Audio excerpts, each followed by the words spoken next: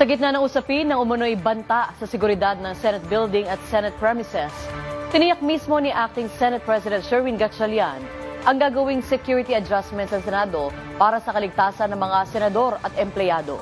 Muli ring iginit ng palasyo na tanging ang liderato lang ni Gatchalian ang kinikilala ng Pangulo. Nakatutok si Daniel Manalastas.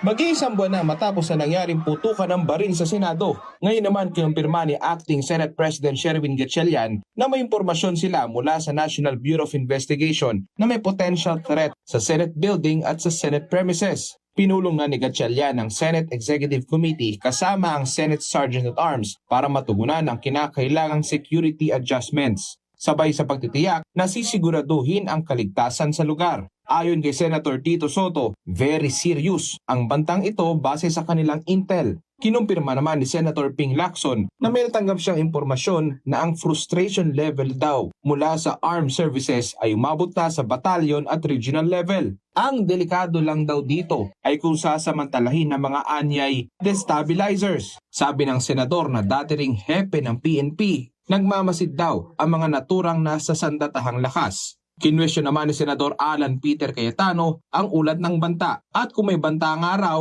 lahat daw ng senador at iba pang empleyado ay dapat alam ito. Ang Malacanang naman sinagot ang mga naging pahayag ni Cayetano kahapon. The President said there's only one upper chamber and it is the Senate of the Senate President, or rather it is the Senate of the Philippines led by Acting Senate President Sherwin Gatchalian.